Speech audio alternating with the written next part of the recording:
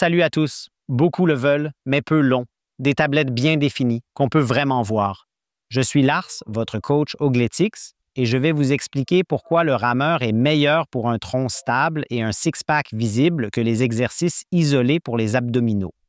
Avec la bonne technique, un entraînement ciblé et une alimentation adaptée, vous ne gagnerez pas seulement en santé et en stabilité au niveau du tronc, mais vous pourriez même voir apparaître des tablettes bien dessinées. Je vous montre ça. Allons-y.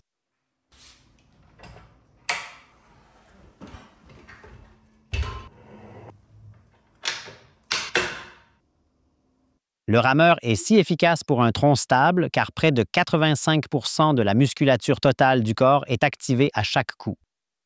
Le plus efficace, c'est d'engager votre ceinture abdominale de manière aussi stable que possible, car un centre du corps solide est essentiel pour transmettre la puissance et adopter une technique saine. Le rameur se démarque des exercices classiques, notamment ceux pour les abdos, en offrant un travail complet du corps et une approche plus globale. Cela signifie que non seulement nous sollicitons les muscles abdominaux droits, mais aussi les muscles obliques et les petits muscles responsables de la stabilité globale doivent être activés à chaque coup de rame. De plus, comme il s'agit d'un sport de force-endurance, nos besoins en calories sont plus élevés. Et même si, par exemple, on rame à 20 coups par minute, il est tout aussi important à chaque fois d'activer la musculature et être en mouvement avec une fréquence cardiaque augmentée. Cela signifie que chaque séance de rameur entraîne un besoin calorique plus important, avec en plus un effet de post-combustion probable qui prolonge la dépense énergétique après l'effort, brûle des calories et aide éventuellement à perdre du poids. De plus, nous activons en permanence le tronc, car un tronc stable est essentiel pour pouvoir transférer efficacement toute la puissance générée par les jambes. Et le tronc dans chaque mouvement de rame.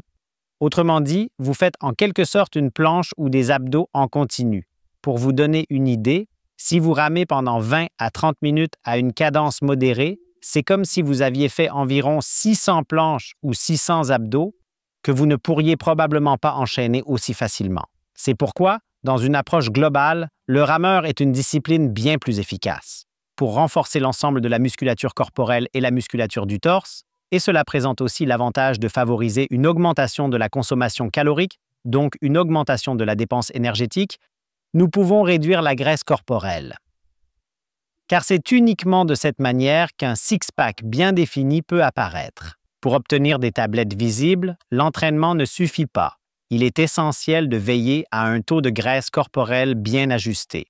Pour les hommes, c'est environ 10 à 12 % de graisse corporelle. Pour les femmes, c'est environ 15 à 16 % de graisse corporelle à partir du moment où le six-pack devient visible. Pour y parvenir, il est essentiel d'être en déficit calorique, c'est-à-dire de dépenser davantage d'énergie que ce que l'on ingère quotidiennement. Et on y parvient le mieux en effectuant, par exemple, des séances d'endurance prolongées et en prenant soin d'alterner régulièrement entre des intensités faibles et des intensités élevées, c'est-à-dire que je travaille dans cette zone de brûlage des graisses où j'intègre des efforts intenses afin de favoriser un bon effet de post-combustion. De plus, il est important de veiller à éviter autant que possible le sucre, car le sucre est une source de glucides rapides. C'est de l'énergie stockée dans le corps, prête à être rapidement mobilisée en cas de besoin. Lorsqu'on utilise des graisses, il vaut mieux privilégier les complexes plutôt que les simples pour un bon équilibre nutritionnel. Cela constituerait une structure assez générale pour faire apparaître les abdominaux de manière visible. Mais qu'est-ce qui est important si je veux obtenir un six-pack en faisant des mouvements de rame? À quoi faut-il faire attention? Je vais vous le montrer. En rame, on pense souvent que ce sont des bras forts et la force des jambes qui comptent pour le mouvement. C'est vrai. Mais si le tronc n'est pas correctement sollicité, des bras ou des jambes forts ne serviront à rien car la pression ne sera pas correctement transmise au levier. C'est pourquoi il est essentiel de maîtriser la technique de rame pour optimiser l'efficacité du mouvement. Avec le Ogletix 8 Style, j'ai même la possibilité de voir ma technique actuelle via le coach virtuel et de vérifier, grâce à cette jauge, comment ma technique se situe par rapport aux conditions optimisées. Mais je vais vous expliquer comment utiliser au mieux le tronc pour cela. Il est souvent difficile de se rappeler que c'est le tronc qui est activement responsable du coup de rame. Exactement. C'est là l'erreur. Concentrons-nous sur un coup de rame à la fois en nous focalisant sur un tronc stable et voyons comment la transmission de la force fonctionne. Tout au long du coup de rame, pas seulement lors du mouvement de retour, il est important d'avoir une musculature du tronc stable, c'est-à-dire que les muscles du dos et de l'abdomen doivent être bien activés et tendus pendant le mouvement. Vous pouvez l'imaginer un peu comme lorsque l'on commence à chatouiller quelqu'un, les muscles de l'abdomen et du dos se tendent ou se relâchent pour contrer un peu le chatouillement. Cette tension est ce que vous devez chercher à reproduire tout au long du mouvement de rame afin d'assurer une stabilité optimale et une transmission efficace de la force. De plus, cela ressemble un peu à lorsque vous ressentez déjà la tension à l'arrière. Elle ne doit pas seulement être présente là, mais aussi tout au long du mouvement de rame jusqu'à l'avant.